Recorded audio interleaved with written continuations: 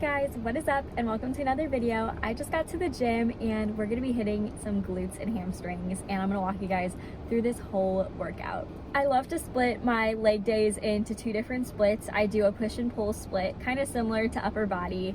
I actually didn't know this until I became a personal trainer, but legs are split up in push and pull. You have your push, which is your quads, and then your pull, which is glutes and hamstrings. So we're gonna be working on pull today. But I love breaking up my workouts because I'm really able to isolate those certain muscle groups, and I also just get better results, I feel like. But I have been dying to get a workout in. I've had a busy morning, so let's go to the gym and get this workout. Okay, so we are starting this workout with some dynamic exercises, and normally I do about 10 to 15 minutes of hip mobility and just exercises that's going to warm up my hamstrings, glutes, calves, quads, all of the leg muscles. But it is so important to never skip a warm-up before a workout, and I'm going to tell you why. There are three main reasons. One, you're going to increase your range of motion, which will help you when you squat, deadlift, just when you do exercises as a whole. You're going to be able to get better depth, go down farther, and you're just going to feel a lot better, which will also help you get better results. Then when you warm up, you're also going to increase blood flow and oxygen delivery. This will just help you feel more warmed up during your workout. You're going to go through the movements much easier and be able to hit depth. And then lastly, doing dynamic exercises before your workout is going to decrease risk of injury. I mean, who wants to be injured? I was injured once and it was the worst. I could not move. I could barely walk. It was not fun. So trust me, you do not want to be injured. It is no bueno, and there is a way to prevent it, guys. So might as well do what you can to prevent getting injured, and then you want to be able to work out.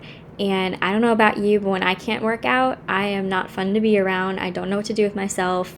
If you are unsure what exercises to do, you can look up hip mobility videos. There are tons of them out there. Some of my favorites are hip openers, lunges. I love to do 90-90s, scoops. I will definitely have to film a leg day warm-up because I swear I have found the perfect hip mobility routine, the perfect leg day warm-up routine, and I love it, and I feel like it has improved my range of motion and has just made me have better lifts overall. Then I will grab my resistance band and do some glute resistance band exercises. This just helps me warm up my glutes farther and strengthen some additional muscles. Last fall, I ran cross country and ended up having a pretty serious IT band injury in my last couple weeks of running. I could barely walk. It was very painful, but it was during my postseason and I wanted to finish my last couple meets strong. Plus it was my senior year and I knew I'd never get this time back. So I ended up seeing a physical therapist, and they give me a list of band exercises to do to help strengthen my glutes, because that's one of the main causes of IT band syndrome. So ever since that injury, I've always incorporated these resistance band exercises in my warm-up. They take about only 5 minutes to do, and they just strengthen my muscles farther, and I feel like anything I can do to prevent that injury from happening, because that injury was not fun at all and I don't want to go through that again. So first we're starting with our compound movements, and our first compound movement is going to be barbell back squat. These are so important to do at the beginning of a workout because these are going to use the most of your energy, so you want them when you have the most energy. My first set, I always start off a bit lighter just to make sure I'm warmed up, and then I add some heavier weight, and I do about 4 sets and then 8 to 10 reps. I don't know why, back squats for me have always been hard and they're one of my least favorite exercises, but I'm trying to get better at them, and I'm incorporating them in both of my leg days now instead of just one, and I feel like I've been able to get better range of motion and enjoy the exercise more.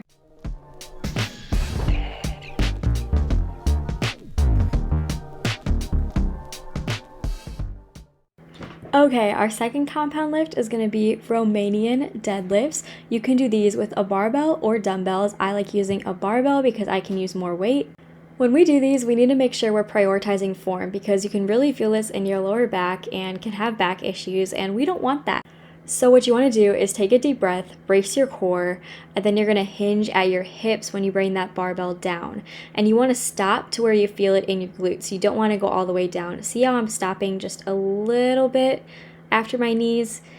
You don't want to go all the way down to your feet because then you will use more of your lower back, and we want to hit the glutes, not our back. And I just do 4 sets to 8 to 10. It honestly depends on my grip for that day and how long I can hold the barbell. Okay guys, now we're moving to step ups on a Smith machine, and you're gonna either love me or hate these for these. You're gonna love me because of the glute gains, but you're gonna hate me because these are very, very painful. But I mean, we have to go through the pain to get the gains. That rhymed. Gotta go through the pain to get the gains. Anyway, I've been doing dumbbell step-ups for the longest time, and they just felt too easy for me, so I knew I needed to step up my game. I saw someone do Smith machine step-ups on TikTok, and I'm like, okay, I need to try these. I do 4 sets of 8, and I have noticed that my left leg kind of gives out before my right leg does, so I like to start with my left leg so I get the hard part over with, and then the right leg is easier when I do that next.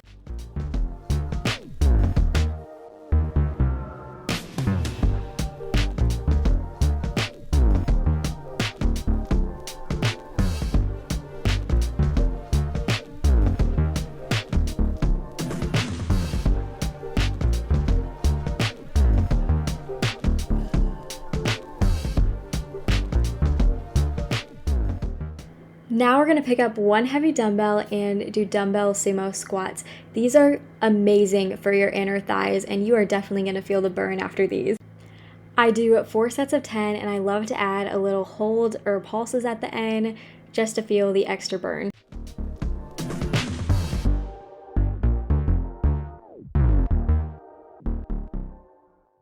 Now we are going to the hamstring curl machine, and I'm going to show you guys one of my favorite supersets. So first we're going to start with single leg curls. You can also do these a couple different ways. You can use heavy weight and do less reps, or you can use lighter weight and do a slow eccentric phase. So when you're bringing your leg down, you would go at a slower pace.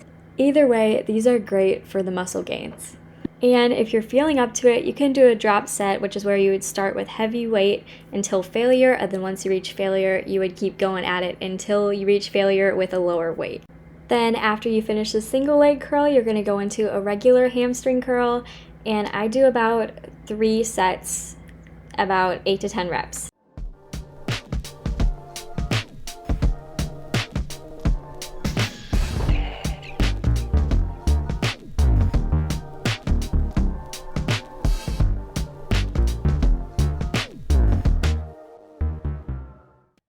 And for our last exercise, we're going to end with a glute burner. These, let me just tell you, you feel them in your glutes. They are glute-focused back extensions.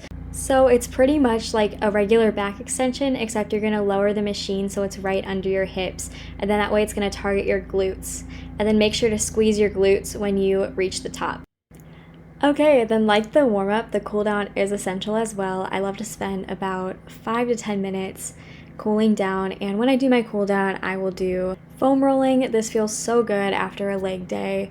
And then I will also do some static stretching, which is where you hold a stretch for more than 30 seconds. And then a little fun fact, studies have actually shown that the best time to static stretch is after your workout.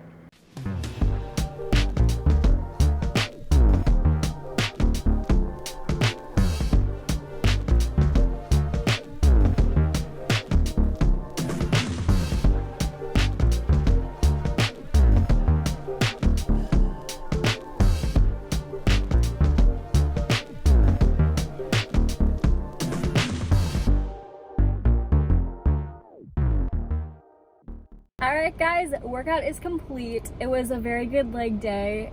Honestly felt like cardio, like I was sweating. My hair is a rat's nest. It's gonna have to get re-straightened for like the millionth time because it won't stay straight. Like look at this. Whatever.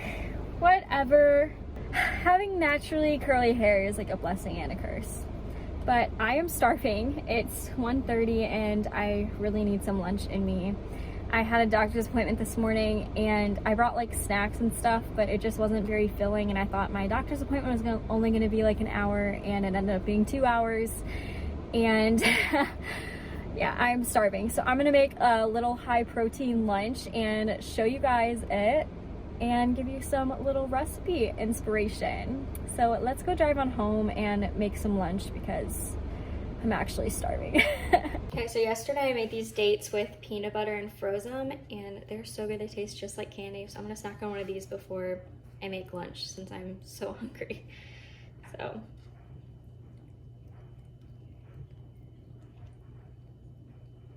Tastes better than a Snickers bar.